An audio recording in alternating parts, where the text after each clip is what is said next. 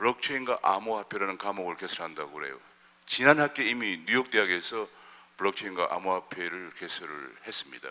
그래서 이게 굉장히 지금 이제 그야말로 디지털 커런시, 디지털 금융 시대를 맞이해서 이제 현실뿐만 아니라 학문적으로도 그 새로운 시대에 들어가고 있다 하는 그런 차원에서 많은 연구가 진행되고 있고, 조금 전에 그 MIT 미디어 랩의 클리핑거 교수께서 발표하신 분 중에 굉장히 주목되는 게 하나가 뱅콜이라고 하는 통화가 있었어요. 뱅콜이 이제 옛날에 그 달러 기축통화 이전에 케인즈가 주장했던 새로운 기축통화.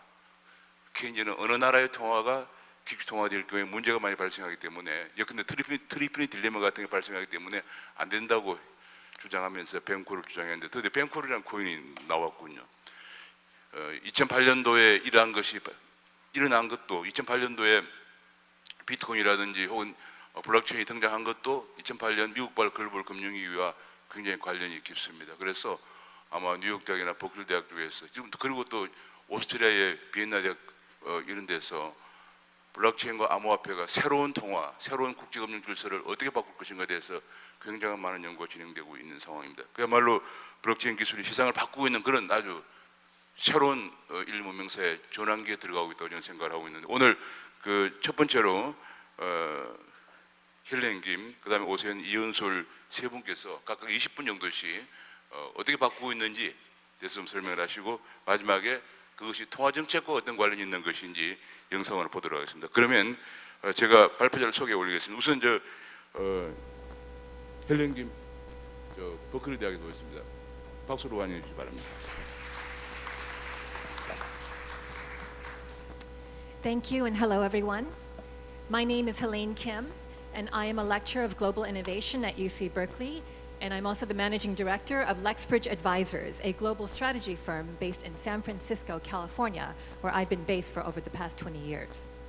I'm pleased to join and very honored TV Joseon's forum today to address key global trends in blockchain and social transformation.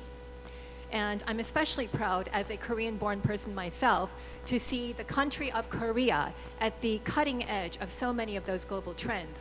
And I'm also delighted to see so many women innovators in the room today.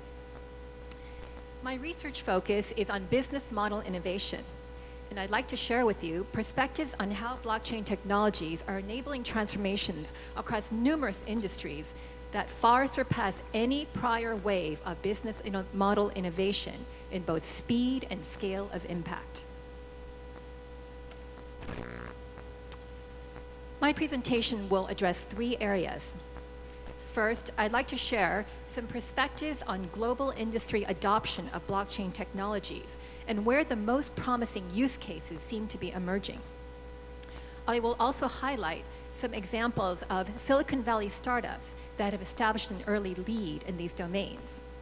And third, I'll share some insights and predictions on where I believe the next big blockchain opportunities lie for both investors and entrepreneurs over the next 2 to 3 year horizon.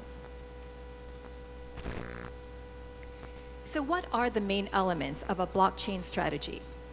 Probably the single most important advance that blockchain technologies represent over precursors such as AI or big data is data provenance. Data provenance refers to the ability to maintain the integrity of the historical record of data transfers without fraud or tampering. It is very similar to a concept in law that we have called evidentiary proof, except that in the blockchain record, everything is transparent and immutable, cannot be changed, and therefore it's not subject to the risks of human error or fraud. This data provenance advantage that is the heart of blockchain gives rise to numerous business models built around concepts of mutual trust and authenticity, fraud detection, anti-counterfeiting, identity verification, to name a few. The goal is to securely enable a matrix of human interactions within any defined business network. Another key parameter that is becoming increasingly important is transaction speed. Especially important in the realm of e-commerce and cross-border remittances, where companies such as Litecoin, Dash, and Ripple have based their leadership on the ability to handle payment transfers at speeds much faster than Bitcoin or Ethereum. And another factor I'd like to point out is the scalability of nodes used to validate the transfers. Recently, you may have heard about a Chinese cryptocurrency called NEO, which suffered a single node failure. That single node failure led to a crash not only in its network, but also its coin price. Some startups, such as Bluzelle, are building swarm node architectures to create redundancies to mitigate these risks. Now, as I'm sure most of you are already aware, the history of venture capital investment in blockchain is relatively short and only started to really take off about 2 years ago in late 2015, early 2016. And as shown by this chart prepared by CB Insights, most of that early investment focused on solving business challenges of payment processing and settlements, especially for online transactions. However, as you know, fintech blockchain has been largely slowed by not only regulatory barriers in the US, but also what we call the incumbency problem. Until recently, large US banks such as JP Morgan or Citibank have found cryptocurrency to be threatening to their own traditional business model. Now, many banks are starting to realize they have no choice but to embrace and develop their own blockchain solutions to compete with these cryptocurrency payment models. So in the past 6 months, we've seen two major consortia, blockchain consortia, emerge in the fintech world. And this is very recent, only started happening in November. One is called R3 Consortia, which uses a ledgering solution called Corda, and this is also backed by Microsoft.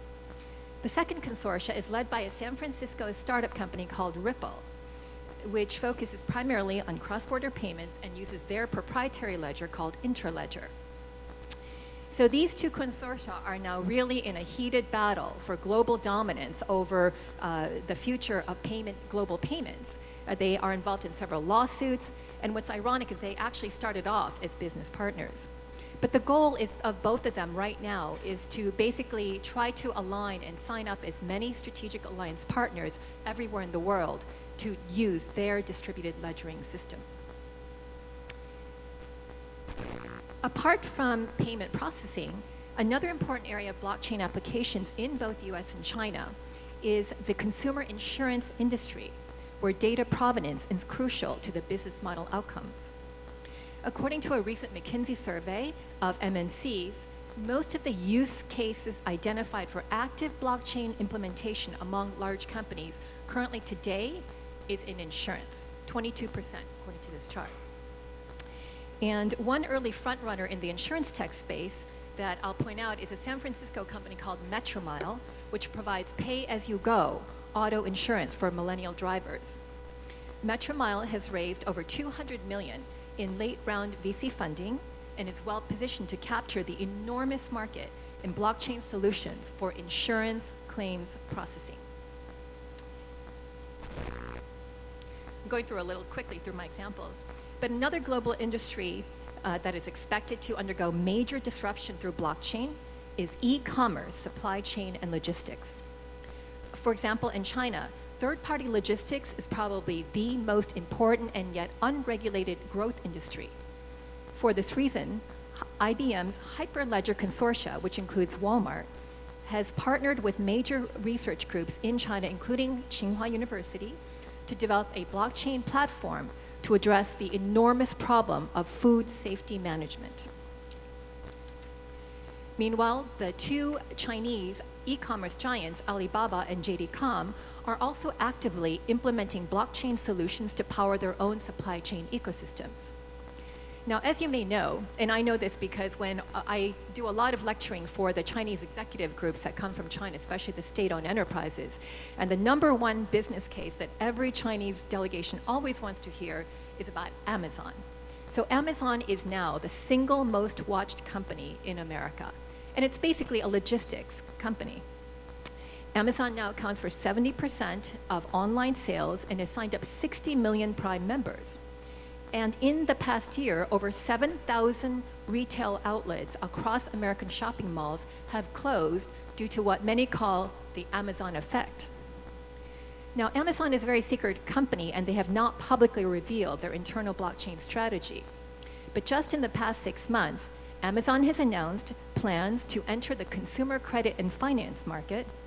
They have also positioned their cloud division, AWS, to become a blockchain as a service third-party platform. And they've registered several domain names, including AmazonCryptocurrency.com, all of which suggests that Amazon may soon release their own coin, or certainly partner with one. Moving on to healthcare. In the US, one of the most challenging areas of digital data transformation has been healthcare. And this is due to the extensive and complex regulations known as HIPAA, which are designed to protect the privacy of patient medical records.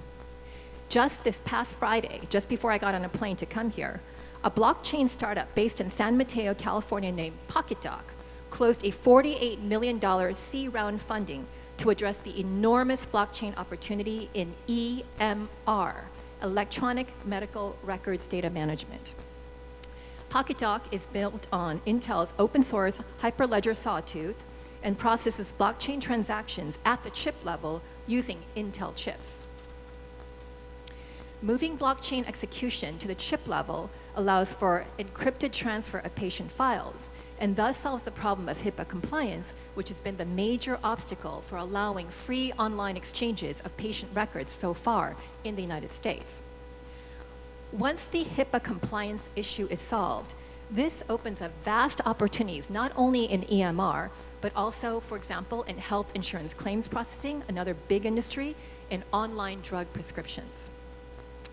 IBM Watson Health, which is part of IBM's AI spinoff, is spearheading the Hyperledger Consortia, as I'm sure you know, and they recently signed a 2-year agreement with the US government's FDA, the Food and Drug Administration, to pilot implementation of this EMR transfer using their Hyperledger system. Another member of the Hyperledger Consortia is Passiontory, which is also addressing this EMR opportunity. And I also want to mention 2 other very promising startups, Nebula Genomics and Xenome, which are addressing another ambitious frontier in healthcare blockchain, and that is developing a collective genomic database for all of humankind. Xenome's business model consists of paying individuals tokens to contribute voluntarily their genomic information to a database, which information is then sold to pharmaceuticals and other companies engaged in diagnostics and drug development. Okay, moving on to social media and ad tech. One of the highest margin and yet underdeveloped blockchain business models in the US today is online ad tech. This is a $60 billion market in the US, 80 billion and $60 billion in China. Many people are wondering when social media giants like Google and Facebook will launch their own social utility coins. And it's clear they are working on their own internal blockchain strategies and solutions. Now that companies in Asia, like Tencent and KakaoTalk, have entered the blockchain race, it's a matter of time before these US media giants jump into the race too. But so far, the most active group has been a media consortia led by Comcast NBC, the largest cable services operator. And I also want to mention Currency Cloud. Currency Cloud is a blockchain as a service startup that is funded by Google Ventures and is also targeting the ad tech space. Now, one of the few areas of blockchain application that is not already dominated by large incumbent players in the US is digital rights management and brand licensing. This is a $200 billion industry worldwide, and blockchain's data provenance model is very well suited to cross-border transactions that require intellectual property protection, transfer, and licensing. For example, VeChain is a DRM company that has developed strategic alliances with well-known retailers such as BMW and Louis Vuitton. They provide anti-counterfeiting solutions built on the Hyperledger platform. And if you think about it, the same business model can also be extended into protecting and licensing many other classes of assets, including physical assets. So for example, a startup called Everledger recently compiled a ledger of over 2 million precious stones and diamonds for purposes of valuation and appraisal. And I also want to mention a very promising company called Tron, which is a cryptocurrency that is targeting the hugely fast-growing industry of digital entertainment in China. Tron was actually started, the founder is the former head of Ripple's China operations, and they have some backing from Alibaba's founder, Jack Ma. As one final example of an industry ripe for blockchain disruption, please consider residential real estate. In the US alone, 6 million homes are bought and sold each year, accounting for $2 trillion of transactions, of which 10% goes to servicing fees. Already, startups like Chromaway are working with the Swedish government to convert their entire national land ownership registry to a blockchain platform, and the Dubai government is doing the same thing. Another startup called Propi, which started in the Ukraine and relocated to Silicon Valley, is targeting California's luxury home buying market using cryptocurrency payment methods. So if we sum up all of these industry examples, I've gone through them a little bit quickly, but what do they share in common? First quality is that most of these early demonstrated use cases are in industries that have little or no regulation, particularly in e-commerce and supply chain management. This is especially true in China, where the government encourages blockchain implementations in e-commerce, but has banned it, as you know, for restricted industries such as banking. And second, you can see that the blockchain model works extremely well in industries and businesses that are suffering from a document-intensive business process and at the same time require fraud prevention. At the same time, these are industries that are capable of achieving both scale-based network effects and high transactional volumes. And those are the kinds of industries that you might want to think about targeting for your blockchain strategy. So if we think about future trends over the next 2 to 3 years, where will the investments go? I believe that a lot of the current investment focus will continue to grow and move towards backing what we call protocol tokens, especially for decentralized storage and security, which is where a lot of the VC funding is going now. For example, Filecoin completed the largest ever $257 million ICO last year for decentralized storage, and also received backing from prominent VCs such as Andreessen, Y Combinator, and Winklevoss. What's interesting about Filecoin's private placement offering, their PPO, it was done through a very unusual method called a SAFT, a simple agreement for future tokens. So right now, a year later, or 6 months later, no Filecoin tokens even exist after the offering has been completed, and they will not exist until Filecoin launches its Genesis block later this year. Another company in this space is called Storj. Storj is a protocol play. It's an open source based decentralized peer-to-peer storage startup that's competing with much bigger competitors for the cloud storage space, such as Dropbox or Google Drive. And I also want to mention Bluzelle. Bluzelle is a Singapore-based blockchain startup that focuses on decentralized data storage for the IoT solutions market using a swarm node architecture. It plans to compete against Oracle and recently completed a 20 million ICO in February, and it has also been selected by JD.com to power its blockchain as a service platform solutions. So as VCs continue to fund this BaaS startup area, BaaS stands for blockchain as a service, I believe that private blockchain implementations from companies such as Amazon and Facebook will become more prevalent because these ecosystem owners want to use blockchain to maintain their ecosystem advantage. I also predict that these large ecosystem owners, which include both social media as well as e-commerce giants, will increasingly become more aggressive in the cryptocurrency realm, both through strategic alliances with existing coin networks and also issuing their own coins as a tool of competition. And as part of this growing ecosystem competition, emerging economies that are less regulated than the US or Europe will become faster adopters of both blockchain and cryptocurrencies. We're already seeing this, for example, with blockchain-based voting, which is being implemented in regions of Africa and the Middle East.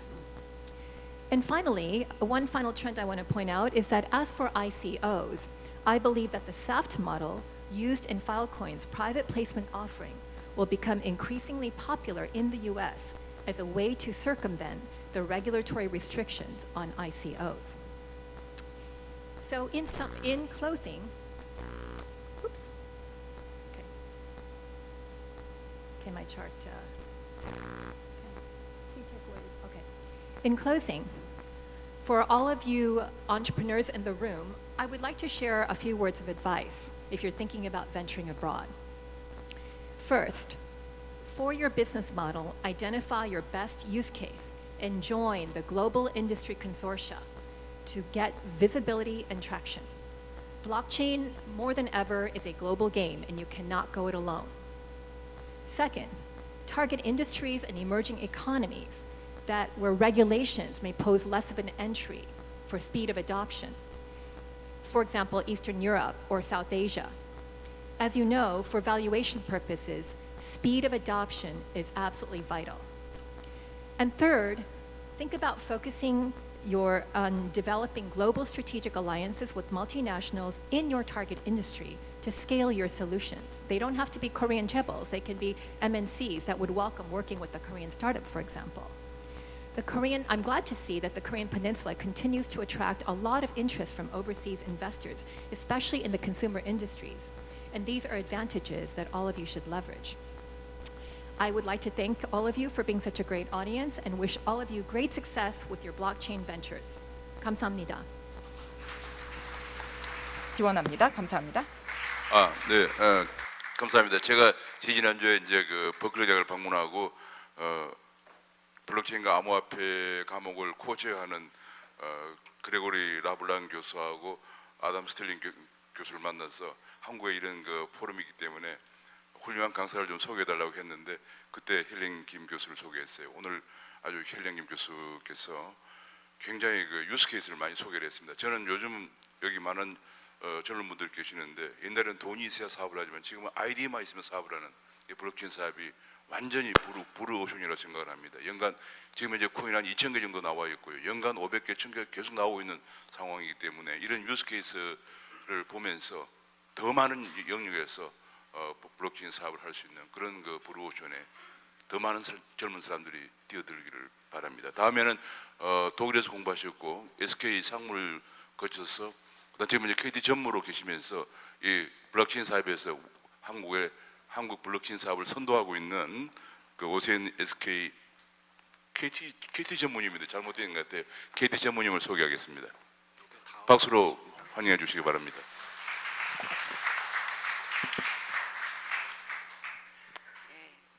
안녕하세요. 지금 현재 SK텔레콤에 있습니다. 저기 블록체인 맡고 있고요. 현재 한국 블록체인 오픈 포럼 의장 같이 맡고 있습니다. 앞에서 개요 전체적인 흐름 잘 말씀해 주셔서 조금 더 밑으로 내려가서 말씀드리겠습니다. 그 시간이 한 20분 정도 할당돼 있더라고요. 그래서 좀 빨리 나가야지 될 것 같은데. 작년에는 이제 블록체인이 뭐냐부터 시작을 했었고요. 지금은 이제 블록체인이 뭐냐라는 거는 얘기를 안 하지만, 근데 이제 이런 가치가 있다 그러고 향후에 뭐 토큰 이코노미 이런 굉장히 많이 변한다고 하는데, 그럼 어떤 과정을 거쳐서 누가 무엇을 해서 이게 변할 것이냐라는 질문. 또 하나는 그럼 내가 속한 인더스트리, 지금 제가 속한 회사에서는 무엇을 어떻게 해야지 지금 전 세계적으로 관심이 핫한 이 블록체인을 가지고 하는 사업에 나도 좀 동참할 수 있을까? 이런 질문들을 많이 하고 계실 걸로 생각을 합니다. 물론 저도 그렇고 또 저를 만나는 많은 분들이 우리 회사는 무엇을 하면 될까요? 뭐 어떤 아이디어가 있을까요? 뭐 이런 질문들을 합니다. 그래서 오늘은 그 변화를 위해서 블록체인을 어떻게 활용할 수 있고 그 블록체인의 가치가 뭔지에 대해서 간단히 말씀드리겠습니다. 블록체인에 대한 이해 부분은 뭐 거의 넘어가도 될 것 같은데 여기 앞부분에서 많이 설명을 하셔서 그래서 오늘 블록체인에 대한 이해, 동향, 그다음에 핵심 기능, 활용과 가치 순으로 말씀을 드리겠습니다. 굳이 블록체인의 이해와 동향을 두는 것은 아직도 퍼블릭 블록체인을 어디에다 쓰고 프라이빗 블록체인은 누가 쓰며 그 차이가 어떻게 있고 누구한테 어떤 밸류가 있는지에 대한 거를 혼돈스러워 하시는 분들이 많아서 잠깐 넣었고요. 블록체인은 기본적으로 저희가 이해하고 있는 것처럼 여기다가 해야지 되나요?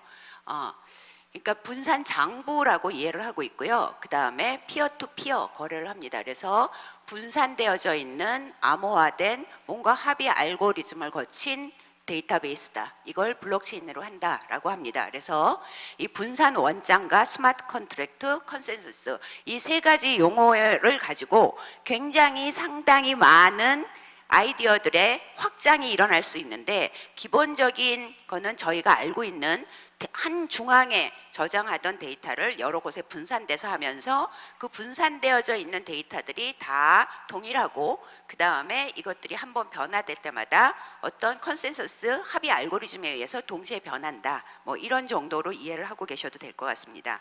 그래서 10년 전에 나왔던 비트코인은 퍼블릭 블록체인이었습니다. 퍼블릭 블록체인이라 하면 불특정 다수를 대상으로 하는 전체 그게 10,000, 10,000, 100,000, 1,000,000이 다 P2P로 연결되어서 이용할 수 있는 그 개념을 갖다가 아이고 죄송합니다.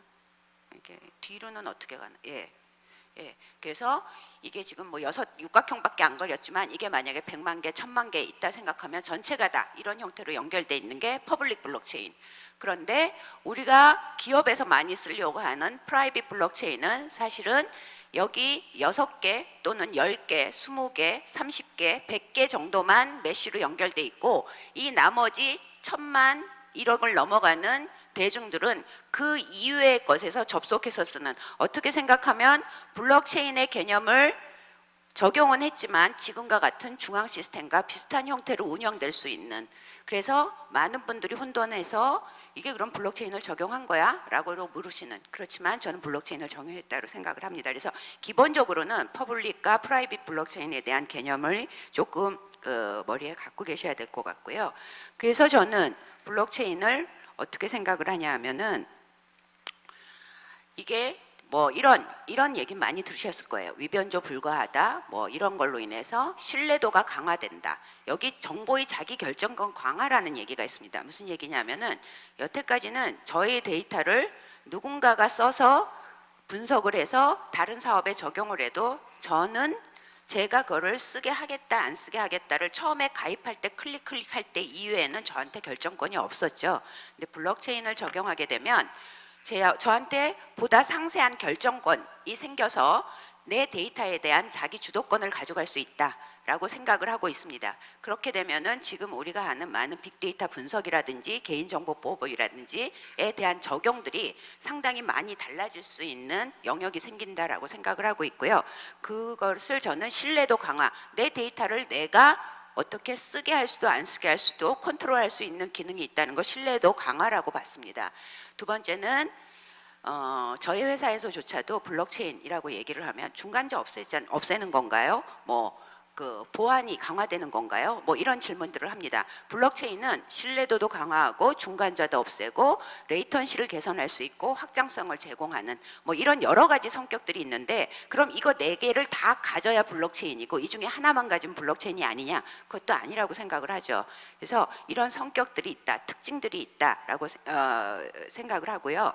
그래서 이 블록체인에 대한 기술을 깊이 내려갈 수도 있지만 사실은 이 몇몇 가지만 가지고도 저희가 지금 생활하고 있는 굉장히 많은 세상이 바뀔 수 있다고 생각을 합니다.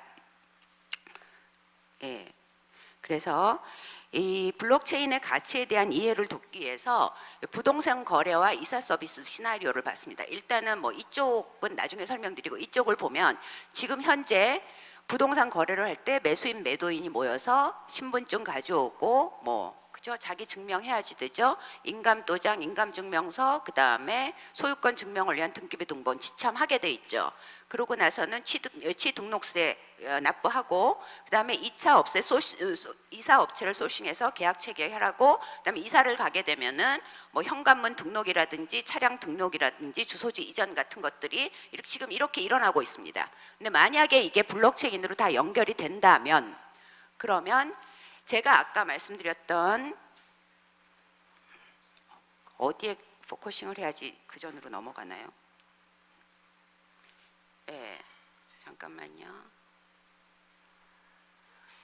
제가 여기서 프라이빗 블록체인이라고 말씀을 드렸고, 여기에 몇몇 가지만 연결되고 나머지는 전체 1000만, 100만 뭐 이런 그 대중들이 이용한다고 했었잖아요. 대표적인 케이스라고 할 수 있는데, 여기 부동산 중개, 지자체, 국토부, 이사업체, 아파트 관리 11번가 정도가 묶여져 있다고 치면, 프라이빗 블록체인으로 묶여져 있다고 치면, 여기에 각각이 갖고 있는 정보들이 다 동일 시점에 변동이 되기 때문에 신뢰 비용, 그러니까 블록체인 기반의 인증 소유권 확인 증명이 이 안에서 일어나고, 그 다음에 계약 정보 공유와 실시간 완결수 보장하기 때문에 전자서명 직후 바로 등기 이전 가능합니다. 이 전자서명도 블록체인에서 하고, 그 다음에는 당사자 동의하에 무슨 이사업체들에서 오퍼링 받을 수 있고요. 그다음에 일회성 보험 상품, 마이크로 페이먼트를 통한 일회성 보험 상품에 대한 오퍼 내지는 가입이 가능합니다. 그다음에 계약 완료 즉시 디지털 도어록이나 개인 차량 정보 뭐 이런 부분, 그다음 필요한 물건들에 대해서 그 배송지 주소 자동 변경 등을 미리 설정해 놓고, 이 프라이빗 블록체인 내에서 이 사람과 동시에 지금의 이런 시스템이 아니라 다른 시스템으로 우리의 일상이 바뀔 수 있다, 이렇게 말씀드릴 수 있습니다. 이 과정 중에 가장 중요한 건 사실은 자기 신분증, 인감 등기부 등본 이런 것들이 블록체인 기반 인증 소유권 확인 증명이 가능하기 때문에 일어나는 거고요. 이런 부분들이 또 하나는 여기에 여기에 이제 더 많이 붙을 수 있겠죠. 무슨 가구업체, 무슨 업체 이렇게 붙여서 사실은 굉장히 빨리 그 온라인상에서 지금과는 다른 형태로 진행될 거라고 생각합니다. 제가 블록체인을 보면서 그런 블록체인은 지금은 우리가 전혀 경험하지 못하던 새로운 것만 보여주는 건가? 아니면 업무의 효율화를 가져오나? 아니면 중간자를 없앤다는데 그런 기존에 있는 뭔가 업체가 없어지나? 이런 고민을 저도 합니다. 근데 우리가 가만히 생각해 보면은 처음에 물물 교환을 하다, 유통만 보면은 물물 교환을 하다가 시장에서 물건을 사다가, 그 다음에는 백화점이라는 고객을 따로 타겟팅 해갖고서는 장을 만들었었고, 그 다음에 나온 게 온라인 쇼핑이 나왔죠. 그 다음에는 TV 쇼핑, 24시간 편의점. 근데 사실은 뭔가의 물건을 사고 판다는 건 동일한데, 그 다음에 일어날 수 있는 고객을 타겟팅한다던가 물건을 소싱을 한다던가 이런 과정이 바뀌면서 행태들이 변하고 있습니다. 그래서 제가 오늘 아침에 읽은 기사에는 미국의 대형 마켓인 시어즈 같은 것이 문을 닫고, 토이즈러스가 8,000개 문을 닫고, 이제는 아마존의 힘 때문에 미국에 있는 대형 마트들이 다 문을 닫고 있는 상황이 블록체인으로 인해서는 그럼 어떤 파급 효과를 줄까라는 게 궁금해지는 거죠. 그래서 블록체인에서 우리가 토큰 이코노미 또는 뭐 에셋 익스체인지 이런 얘기들을 하는데, 이게 현재 우리의 상황에서 변화하기 위해서는 여기서도 말씀드렸다시피 가장 중요한 거는 블록체인 기반의 소유권 확인 증명을 할 수 있는 이런 기초적인 것들이 우리나라에 뭔가 만들어져야지 되는데, 예를 들면 주크시 같은 데는 시티즌십 같은 거를 아이디를 이미 주고 있죠. 근데 만약에 전 세계 각 도시들이 그런 아이디를 주고 있다면 어떻게 변할까라고 생각을 해보면, 각 나라마다 상황이 다르지만 이번에 MWC 갔더니 도이치텔레콤에서 독일 텔코사죠. 비슷한 시도들을 하고 있습니다. 저희도 마찬가지로 하고 있고, 그래서 이런 것들이 좀 더 확산이 되면은 이 다른 분들이 활용할 수 있는 서비스들이 더 많지 않을까라고 생각을 합니다. 좀 더 빨리 나가보면, 스위스 주크밸리는 3만이 있는 도시인데 지금 170여 개 암호화 회사가 있고 130여 개 국가의 다른 나라 인종들이 산다고 합니다. 예, 그러니까 굉장히 그 도시 자체를 블록체인 생태계를 통해 가지고 활성화시킨, 뭐 그래서 저도 중간중간 우리나라 송도에 만약에 크립토밸리 같은 것들이 생겼더라면 우리는 어떤 상황이 벌어졌을까라는 상상을 해보곤 합니다. 또 하나 네덜란드에서 우리는 튤립법을 그래가지고 네덜란드는 그럼 어떻게 반응을 하고 있을까 굉장히 궁금해지는데 사실은 네덜란드 굉장히 적극적으로 블록체인에 대한 정보기관 주도하에 어떤 프로젝트들이 진행되고 있고요. 그 다음에 일본, 호주, 뭐 영국, 중국 이렇게 진행이 되고 있습니다. 그래서 블록체인은 제가 보기에는 사실은 금융을 뛰어넘어서 제조, 유통, 물류, 공공, 컨텐츠, 관공 이 모든 곳에 굉장히 유스 케이스들이 많아서 그냥 수박 겉핥기로 얘기하라 그러면 100개도 더 얘기할 수 있는데 그럼 정작 그거를 내가 속한 기관에서 회사에서는 어떻게 활용하고 그 활용을 하려면 나는 뭘 준비해야 될까라는 질문에서는 대부분들 막히고 있는 것 같습니다. 근데 이제 가장 기본이 되는 게 제가 그 아이덴티티라는 말씀을 드렸었고요. 그래서 블록체인을 위한 가장 핵심 기능으로는 그 아이덴티 KYC를 포함한 그러니까 Know Your Customer 지금의 세상과 가장 크게 달라지는 거는 저는 이거라고 생각을 합니다. 지금은 우리가 인터넷 세상에서 사실 제 이름 오세연 하고 치고 들어가도 그 뒷단에 제 아들이 제 이름 대신 뭔가를 할 수도 있고 그 다음에 제가 뭔가를 누구한테 전달하면 그 사람이 제 이름으로 그리고 제가 뭐 페이스북에도 여러 가지 계정을 둘 수 있고 뭐 이런 상황이잖아요. 이제 그렇다 보니까 사실 진짜 그 사람이 그 일을 하고 있는지에 대한 신뢰가 없는 건데 만약에 인터넷상에서 지금의 우리가 갖고 있는 주민등록증과 같은 그런 역할을 하는 인증을 하고 내가 로그인을 해서 뭔가를 쓸 수 있다면 그러면 상상만 해도 지금의 세상과는 조금 달라질 수 있죠. 만약에 그런 게 가능해진다면은 금융거래상의 계약이나 이런 것들도 제가 이미 인증이 됐기 때문에 국가가 인증하는 뭔가 인증이 되고 온라인상에 들어가는 거기 때문에 댓글을 다는 것도 굉장히 조심스러워질 거고요. 그 다음에 뭔가 서비스를 이용한다, 결제를 한다, 대출을 한다 이 기타 등등에 대한 지금의 우리가 갖고 있는 생각들은 많이 변할 거라고 생각을 합니다. 그래서 핵심적인 기능이라고 생각을 하고 있고요. 그래서 이 KYC를 포함한 아이덴티티 또는 그 AML이죠. 그러니까는 그 돈 세탁 방지 이 두 가지 기능이 들어간 아이덴티티가 굉장히 중요할 것 같고요. 그 다음에 전자문서, 전자서명, 페이먼트, 트래킹 이 기능들이 들어가 있는 거는 기본이라고 생각을 하고요. 이 기본적인 기능이 됐을 때 그 위에 올릴 수 있는 서비스들이 에셋 익스체인지, 구매 계약, 쇼핑 그 다음에 본인 확인, 전자권 관리 등등의 굉장히 많은 부분들이 각 인더스트리에서 다 일어날 것이라고 생각을 합니다. 예, 그래서 이 아이디에 대해서는 분산된 환경에서 개인정보 보호와 안전성이 보장된 아이디, 분산된 환경에서도 이 개인정보 보호나 안전성이 보장된 아이디라는 건 의미가 크다고 생각을 하고요. 본인에 대한 확인과 인증이 담보된 아이디, 상호 운용성과 확장성이 보장된 아이디, 활용이 쉬우면서도 장애에 대한 보건이 빠른 아이디. 저희가 최근에 우리나라에서 간편 결제 시스템이 굉장히 많이 나왔습니다. 근데 고객들이 저도 마찬가지, 저도 고객의 한 사람으로서 그냥 그전에는 한 5단계, 6단계에서 들어가던 걸 그냥 한 번 클릭해서 들어가는 걸로 또는 제가 그전에는 공인인증서 찾아서 뭐 넣고 막 이랬던 거를 요새는 한 핀번호 6가지 정도 넣으면 바로 결제도 되고 다 하잖아요. 이제 이런 것들이 사실은 하나의 지평을 여는 변화라고 생각을 한다 그러면은 이 아이디의 개념이 바뀐다는 자체도 우리가 생각하는 굉장히 많은 서비스들을 바뀔 수 있다고 생각을 하고요. 그 다음에 저는 블록체인에서 제일 앞장에서 중간자 제거, 뭐 암호화, 신뢰성, 뭐 이런 얘기를 했지만 전 개인적으로 확장성이 IT 하는 사람들에는 가장 큰 혜택이라고 생각을 합니다.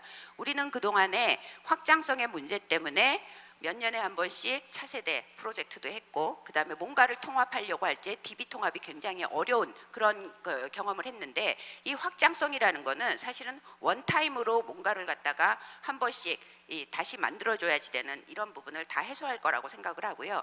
그래서 확장성에 대한 개념을 정말 많이 이해하고 있으면 우리가 뭔가 구체화시키는 데 크게 도움을 받을 거라고 생각을 합니다. 그다음에 이제 페이먼트인데 이 페이먼트는 지금과 같이 뭐 송금하고 지불하고 이러는 것도 있지만 자산에 대해서 자산의 가치를 그대로 표현하는 것도 있고 그다음에 프로그래머블, 그러니까는 스마트 컨트랙트와 연계에 대해서 아까 이제 조금 전에 발표하신 분도 마이크로 인슈어런스 말씀을 하셨잖아요. 저희도 마찬가지로 그 마이크로 인슈어런스 영역이 지금과는 페이먼트가 그러니까 블록체인으로 인한 페이먼트가 뭔가 세밀화되면은 지금의 보험 그 구조나 상품 구조가 굉장히 많이 바뀔 수 있을 거라고 생각하고, 또 하나는 자산을 살고 파는 거래조차도 예를 들어 굉장히 비싼 어떤 집도 10분의 1, 20분의 1씩 쪼개가지고 다들 그러니까는 지분을 사는 형식으로 어떤 거래 구조가 바뀔 수 있는 기회를 제공할 거라고 봅니다. 그리고 전자문서, 전자서명 부분을 보면은 지금은 종이문서가 문서 생성할 때 출력, 날인, 유통할 땐 우편 배달, 보관할 땐 물리적 장소가 필요하고 검색하고 문서 폐기하는데, 만약에 전자문서에 대해서 뭔가 원본임을 인증하는 게 가능하다면, 저희가 블록체인을 얘기하면서 많이 얘기하는 것 중에 하나가 다이아몬드의 원산지를 증명할 수 있다. 그 다음에 뭔가 문서의 원본을 증명할 수 있다. 뭐 이런 얘기를 많이 해. 트래킹 얘기도 많이 하지만 원본임을 증명할 수 있다. 이런 얘기를 굉장히 많이 하잖아요. 근데 상상을 해보면 뭔가의 원본을 증명할 수 있다. 온라인상에서. 그것 자체만 가지고도 굉장히 많은 경제, 사회 전체의 변화가 일어납니다. 예, 우리가 지금 우편으로 받고 있는, 정부에서 우편으로 받고 있는 그 많은 우편물들이 다 만약에 전자문서로 대체된다 그러면 그것도 굉장히 큰 변화일 거고요. 그래서 출력 비용 감소, 유통 비용 감소, 보관 비용, 인건비 폐기, 그다음에 뭐 법원에서 오는 문서들을 내가 받았는데 받았다 안 받았다, 봤다 못 봤다, 그런 뭐 여러 가지의 서로의 논쟁들이 있잖아요. 분쟁들이 있을 수 있는데 블록체인으로 보면 받은 거 확인할 수 있고 그걸 읽었는지 확인할 수 있고 하기 때문에 지금보다는 조금 더 서로 신뢰의 바탕에 뭔가의 프로세스를 진행할 수 있을 거라고 생각을 하고요. 그다음에 블록체인의 핵심 기능 중에 하나가 트래킹이죠. 그래서 트래킹이라는 걸 가지고 저희가 굉장히 많은 유통이나 로지스틱스나 많은 부분들을 합니다. 그리고 그 좀 전에 원산지나 아니면 원본 증명도 사실은 트래킹 기능이 있는 거고, 그래서 이 블록체인에 있어서의 어떤 ID, 페이먼트, 뭐 스마트 컨트랙트, 전자문서 인증, 트래킹, 이런 기본적인 우리가 생각할 수 있는 기능들을 저나 여러분들이 하는 비즈니스에 어떻게 연동해 갖고 그로 인한 서비스는 어떻게 바뀔까, 이런 고민들을 많이 해보시는 게 새로운 비즈니스에 보다 더 빨리, 남들보다 빨리 갈 수 있는 길이 아닐까라고 생각을 합니다. 그래서 변화를 위한 블록체인 활용의 가치에서는 저는 그 좀 전에 설명드린 그 설명을 근거로 해서 신뢰의 인프라다, 이렇게 생각을 하는 거죠. 여기 이 강당 안에는 사실은 아무나 들어올 수 있는 강당이 있고요. 저 옆에 강당에는 제 주민등록증을 보고 들어갈 수 있는 강당이 있어요. 그럼 여기서 일어날 수 있는 모든 어떤 경제 활동과 그 옆방에서 일어날 수 있는 경제 활동에 대한 거는 좀 고객도 다시 타겟팅이 돼야 되고 그 안에서 일어나는 모든 프로세스도 달리 운영될 거라고 생각을 합니다. 그렇기 때문에 지금 우리가 온라인 상에서 누리고 있는 이커머스, 메시징 시스템, 뭐 굉장히 많은 것들이 이게 내 신분 증명을 하고 들어갔을 때 어떻게 변할 것인가, 그 위에는 어떤 서비스들이 올라갈 것인지, 뭐 이런 것들을 굉장히 고민하게 되죠. 그래서 신뢰의 인프라고, 그 다음에 비즈니스 프로세스 혁신, 뭐 전자문서만 바뀐다 하더라도 굉장히 비즈니스 혁신이 일어날 거고요. 그 다음에 제가 처음에 모두에 말씀드렸던 신뢰도 강화해서 자기 데이터에 대한 주도권을 내가 가져간다 라는 얘기는 사실은 고객에 대한 이해도 훨씬 더 많아질 수 있죠. 그 고객이, 어떤 고객들이 사실은 굉장히 많은 데이터를 갖고 있는데 어떤 건 오픈하고 어떤 건 안 하고 하는 것들에 따라서 그 사람에 대한 이해도 할 수 있고, 또 하나는 이 인증된 아이디를 가지고 뭔가 온라인 상에서 경제 활동을 하는 거에 대해서 데이터를 게더링한다면 광고 타겟팅하는 것이 훨씬 더 정확하게 될 거라고 생각을 합니다. 그래서 그 비즈니스 그래서 신뢰 인프라고, 그 다음에 비즈니스 프로세스 혁신, 그 다음에 고객 이해 도구, 신규 BM 확장의 기술, 뭐 이런 등등의 블록체인의 가치가 있다라고 생각을 합니다. 그리고 이제 보면은 이제 작년이랑 많이 달라진 거는 굉장히 질문이나 궁금해하는 게 구체적으로 내려갔습니다. 작년에는 블록체인이 뭐지? 올해는 그러면은 택배 시스템은 어떻게 적용해야 되지? 그 다음에 티맵 같은 데는 어떻게 해야지 되지? 등등의 음원 유통에는 그럼 블록체인을 적용하면 성공할 건가? 근데 제가 생각하는 건 이렇습니다. 기술로 인해서 서비스를 성공시키는데 일조는 할 수 있지만 기본적으로는 비즈니스 모델 자체가 뭔가 의미가 있어야 된다고 생각을 하고요.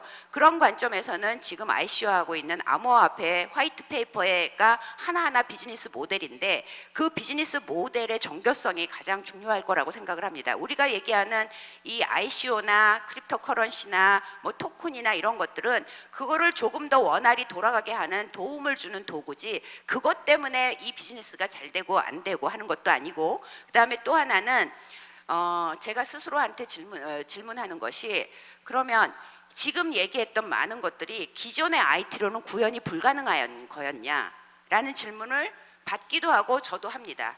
그러니까 신사업의 어떤 비즈니스 모델이 있을 때 꼭 블록체인을 써야 되나? 라는 생각을 하는데 저는 거기에 대한 답을 이렇게 생각했습니다. 우리가 1부터 100까지를 두 번 더하라고 했을 적에 뭐 어린아이가 그렇게 했다는 거잖아요. 이거를 갖다가 1부터 100까지 쓰고 100부터 1까지 써갖고 합쳐가지고 둘로 나눴더니 굉장히 금방 계산을 했다. 근데 다른 사람은 1, 2, 3, 4, 5, 6, 7, 8, 9, 10 이렇게 더하고 있었다. 뭐 이런 얘기잖아요. 그러니까 어떤 유용한 도구, 펑션, 어떤 기능이 있는데 굳이 그거를 1 더하기 2 더하기 3 더하기 4 더하기 이렇게 하고 있을 이유는 없다는 거죠. 그걸로 기존 IT로 못하는 것이 아니라 블록체인으로 하는 것이 훨씬 더 효과가 있을 수 있기 때문에 지금 현재 그 나와 있는 많은 플랫폼이나 기능들을 활용하는 것이 저는 맞다라고 생각을 합니다. 그래서 이상 오늘 블록체인에 대해서 좀 더 깊이 내려가 보려고 했는데 사실은 뭐 그렇게 깊이 내려간 것 같지 않아서 조금 아쉬운 면은 있습니다. 이상 제 발표 마치겠습니다. 감사합니다. 네, 감사합니다.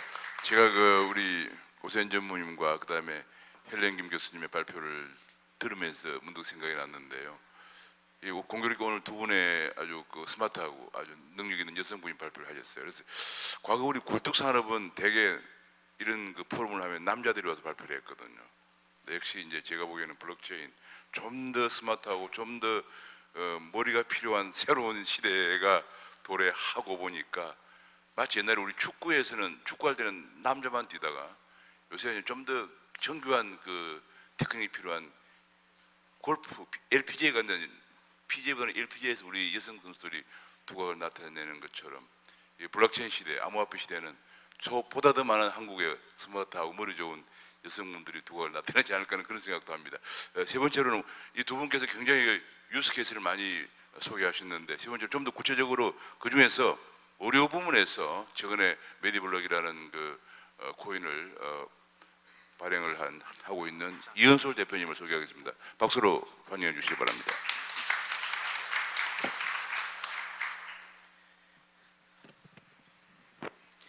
예, 안녕하세요. 저는 메디블록의 이은솔입니다.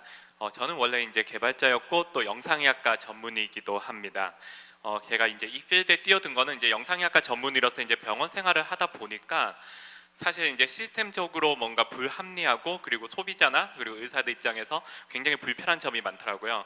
그래서 그 시스템을 이제 개발자 입장에서 어떻게 개선을 시킬까 이렇게 하다가 이제 블록체인 기술이 있으면 우리가 이제 오랫동안 생각해오던 여러 가지 문제를 쉽게 풀 수 있구나 이거를 깨닫게 되어서 저희는 이 사업을 시작을 하게 되었습니다. 이제 앞서서 이제 헬렌 킴 교수님하고 그 다음에 오세훈 전무님께서 굉장히 좋은 강의를 해주셨습니다. 진짜 듣고 너무 재밌었고 많은 이제 영감을 얻었는데요. 특히 이제 오세훈 전무님께서 아이덴티티 그리고 신뢰가 이제 체인이다 약간 이런 얘기에 굉장히 공감을 하는 바입니다. 저는 이제 앞에서 이제 좀 제너럴한 얘기를 해주셨으면 이게 이제 스페시픽한 이제 저희 의료 분야에 있어서 어떻게 적용이 될 수 있는지 그거에 대해서 조금 깊게 한번 다뤄볼까 합니다. 이렇게 블록체인 그 다음에 PHR 퍼스널 헬스 레코드라고 개인 건강 기록이라고 하는 말인데 이거에 대해서 다루고 그 다음에 블록체인 베이스드 PHR이 어떻게 구성이 되는지 다룰까 하는데 블록체인에 대해서는 조금 넘어가고 PHR 쪽부터 좀 다뤄볼까 합니다. 예, 조금 넘어가고요. 의료 쪽에 있어서 가장 어려운 문제 그리고 오래된 숙제 중에 하나입니다. 헬스케어 데이터 인포메이션이 어떻게 해서 교류가 돼야 되는지 교환이 이루어져야 되는지 사실 이게 잘 안 되고 있거든요. 이게 굉장히 오래된 과제였는데 이게 어떤 문제를 가지고 있었는지 한번 보겠습니다. 우리가 살면서 하나의 병원을 다니지 않잖아요. 이제 동네에 있는 내과를 가기도 하고 아이 때문에 소아과를 가기도 하고 그리고 뭐 정형외과, 그리고 좀 뭔가 수술을 받거나 아니면 뭐 좀 더 이제 진보된 진료를 받기 위해서 상급 종합병원이나 이런 병원을 찾기도 하고, 이렇게 하나의 병원을 다니지 않고 여러 병원을 다니다 보는데, 그러다 보니까 발생하는 문제가 있습니다. 한 병원에서 진료받은 기록을 다른 병원에 넘겨줘야 되는데 이게 지금 쉽지 않고, 그래서 저희는 현재 지금 종이 문서 형태로 보통 의료 기록을 받고, 그리고 CD 형태로 영상 데이터를 받은 다음에 다른 병원에 넘겨주는 일을 하고 있습니다.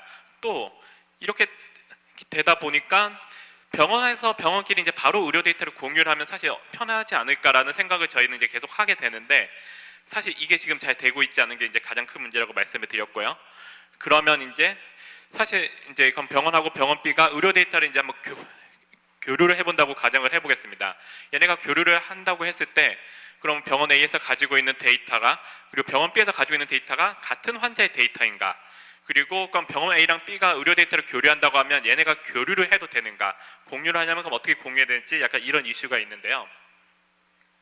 그래서 이제 어떤 중앙화된 데이터베이스를 써보기도 하고, 그 다음에 클라우드에 공유를 해보기도 하고, 이런 것들을 계속 시도를 하고 있습니다.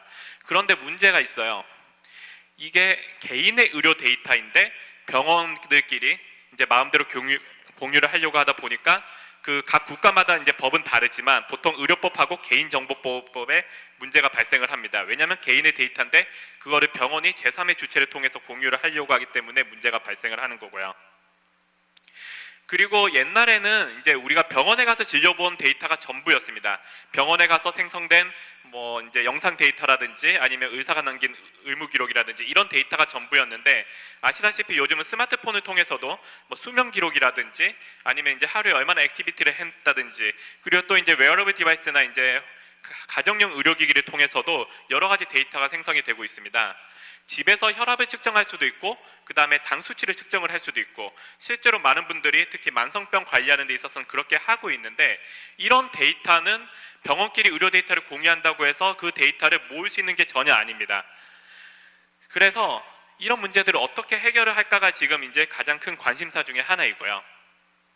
그러면 이제 개인이 자신만의 저장소를 가지고 여기에 병원에서 발생한 의료 기록들, 병원 A에서 발생한 의료 기록과 병원 B에서 발생한 의료 기록, 그리고 어떤 자기 스마트폰에서 생긴 의료 기록, 그리고 또 웨어러블 디바이스나 아니면 가정용 의료기기에서 생성된 의료 기록, 그것뿐만이 아니라 뭐 유전체 기록까지 전부 다 자기가 저장하고 관리할 수 있으면 어떨까라는 생각을 하게 됩니다. 이게 사실 소위 말하는 개인 건강 기록이라는 개념이고요. 퍼스널 레코드라고 하고, 이 개념은 사실 최근에 등장한 건 아니고 한 몇십 년 전부터 등장해왔던 개념입니다.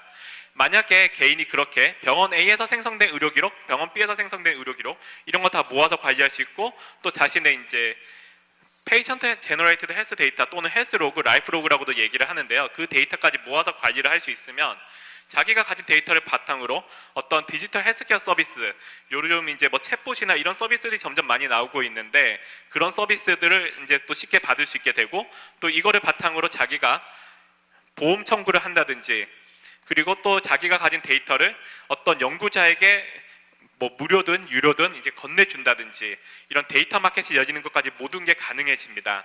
그런데 이게 지금까지 또 되지 않은 이유가 있는데, 가장 큰 이유 중에 하나는 개인이 자신의 의료 데이터를 소유하고 관리하고 있으면 이것을 자기가 조작하고 편집할 수 있다는 이런 이슈가 발생하고 있습니다.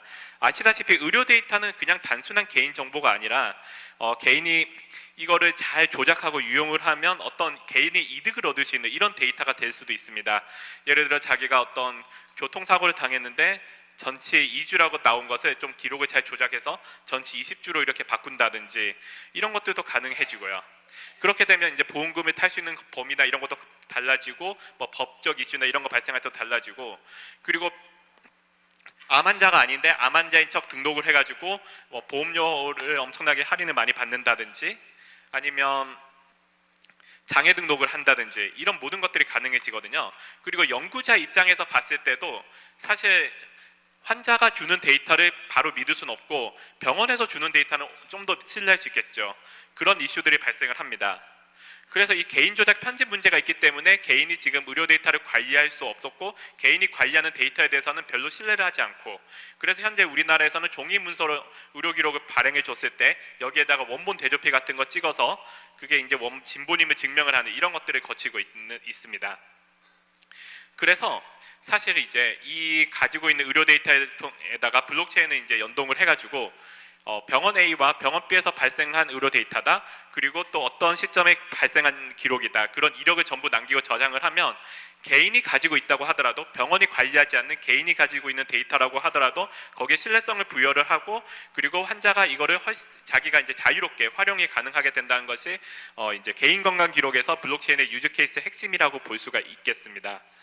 이렇게 되면 사실 이제 개인이 자기가 저장을 했을 때 이 데이터 가지고 보험을 청구를 한다든지 그래 아니면 자기 데이터를 연구자에게 건네줘서 연구에 활용하게 한다든지 이런 것들이 전혀 이루어지지 못했는데 그런 것들을 연구자나 보험사가 제출받았을 때 이걸 블록체인을 통해서 이 데이터가 병원에서 발생한 진본이 맞구나 이거를 확인을 할 수 있게 되니까 믿고 데이터를 사용을 할 수 있겠죠.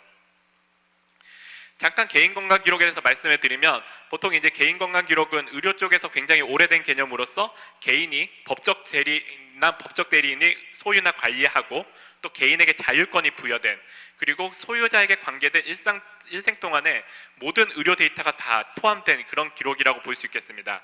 어디에서든 접근이 가능해야 되는 특징을 가지고 있고 그래서 이제 옛날부터 의료계에서는 개인 건강 기록 서비스가 만약에 시행이 되면 완전히 환자가 중심이 되는 의료 환경으로 이행하게 되는 혁신이 일어나게 된다고 얘기를 했었는데 사실 아직까지 이제 이런 개인 건강 기록 서비스가 되지 못했기 때문에 굉장히 지금 병원 중심의 의료가 되고 있는 것은 다들 잘 아실 거고요. 이게 이제 기존에 병원에서 쓰고 있는 시스템은 일렉트론 메디컬 레코드 또는 헬스 레코드라고 해가지고 병원에서 의료진에 의해서 생성이 되고 하나의 의료기관 또는 여러 의료기관에서 관리하는 기록이고 또 의료진에 의해서 관리 통제가 되는 기록들입니다. 이것들은 이제 병원에서 현재 많이 쓰고 있는 전자의무기록 시스템이라고 보시면 되고요. 이 개인건강기록은 이런 병원에서 생성된 의료기록뿐만이 아니라 환자 측에서 생성된 그런 데이터까지 포함을 해서 그 개인이 관리, 통제, 공유한다는 할 수 있는 기록이 되겠고 그런 의미에서 이제 EMR과 EHR과는 좀 다르다고 볼 수 있는데요.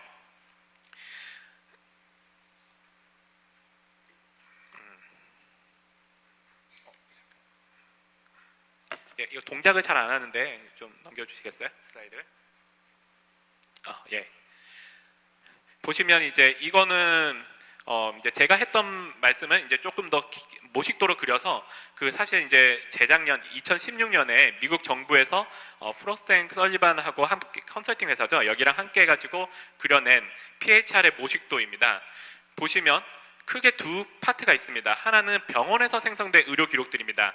병원의 의무 기록들, 그 다음에 병원에 있는 여러 가지 장비들, 여기서 생성된 의료 기록들, 그 다음에 환자 측에서 생성한 여러 가지 일종의 좀 건강 기록에 가깝다고 볼 수 있겠죠. 이런 기록들, 핸드폰에서 생성된 기록이나 아니면 여러 가지 앱들, 그 다음에 액티비티 모니터링 또는 이제 가정용 의료기기에서 생성된 여러 기록들을 이거를 그냥 합칠 수는 없으니까 여기를 암호화하고 서명을 해서 블록체인에 저장을 하는 겁니다. 그런데 블록체인은 아시다시피 어떻게 보면 굉장히 값비싼 데이터베이스라고 볼 수도 있거든요. 그렇기 때문에 별도의 데이터 레이크에 데이터는 저장을 하고 블록체인은 여기에 대한 인덱스 또 해시가 뭐 이력 정도를 이제 저장하는 것이 이제 보통이 되겠고요. 데이터 레이크 같은 경우는 이제 비즈니스 로직에 따라 다를 수 있겠지만 중앙화된 데이터베이스를 사용할 수도 있고 클라우드를 사용할 수도 있을 거고 아니면 앞에서 이제 헬렌킴 교수님께서 말씀해 주셨던 것처럼 뭐 파일코이나 스토리지 같이 그런 분산화된 저장소를 이제 사용을 하는 또는 이제 걔네 밑바탕이 되고 있는 뭐 IPFS라든지 이런 저장소를 사용을 할 수도 있을 것입니다. 그래서 이런 거를 사용을 하고 여기에 이제 권한을 가진 사람이 접근을 하면 여기서 서명을 받아가지고 의료 공급자 같은 경우에는 이제 보험 청구를 이제 할 수도 있을 거고 환자 같은 경우에는 이 데이터를 바탕으로 여러 가지 디지털 헬스케어 서비스를 받는다든지 아니면 자기가 이 데이터가 어딘가 이제 공유가 돼서 이 데이터를 의료 연구에 활용할 수 있게 더 좋겠다고 생각하면 뭐 제약회사에 넘길 수도 있고 다른 연구단체도 넘길 수 있고 이런 것들이 다 가능해집니다.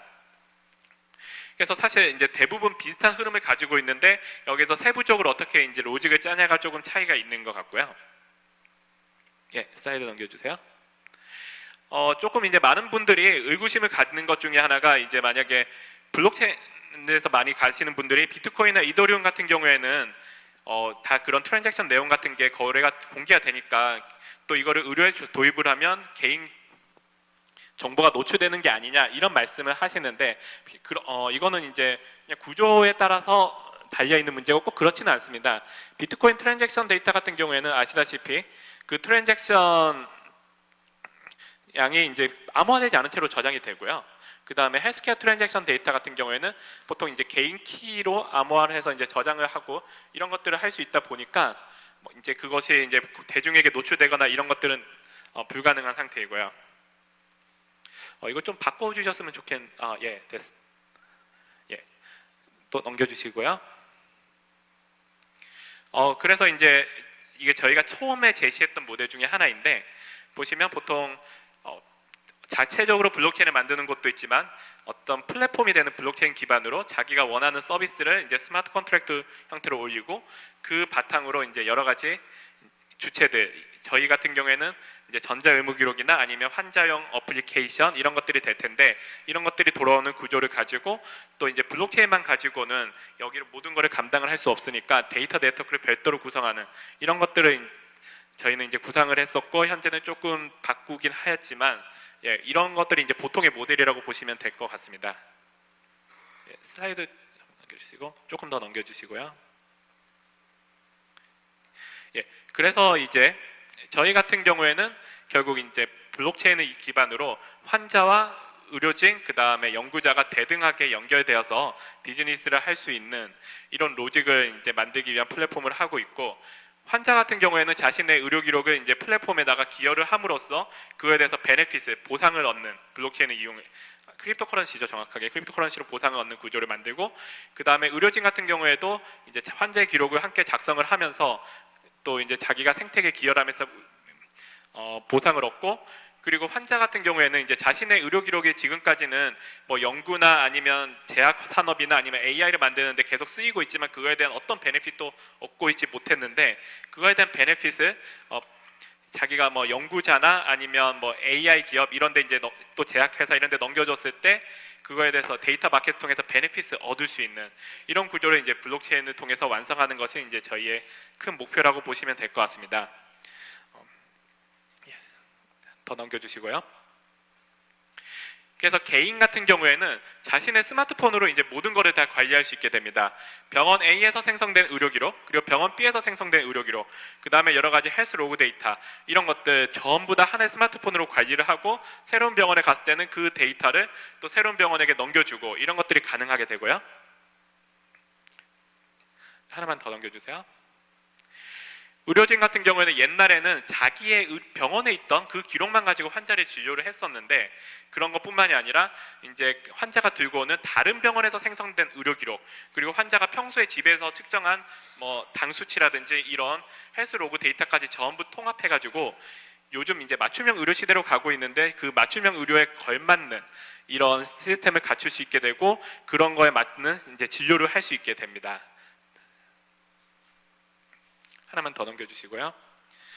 연구자나 디지털 헬스케어 기업도 마찬가지인데 사실 연구자나 디지털 헬스케어 기업들 얘네들에게 가장 큰 어려움 중에 하나가 모든 것이 병원을 통해서 이루어졌어야 된다는 것이 큰 이슈고 또 문제점 중에 하나였습니다. 병원 의료 기록과 연동이 되지 않으면 제대로 된 서비스를 하기가 힘든데 병원 기록이 외부로 유출이 될 수 없다 보니까 B2B 비즈니스를 할 수밖에 없었고 데이터도 병원에서밖에 받아올 수가 없었거든요.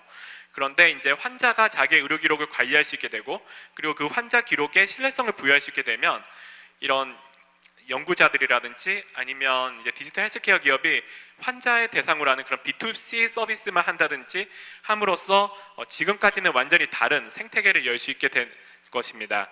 이것이 이제 개인 건강 기록 그리고 거기다가 블록체인을 접목했을 때 얻을 수 있는 핵심이 될 것 같고요. 여기까지 저는 말씀을 드리겠습니다. 감사합니다.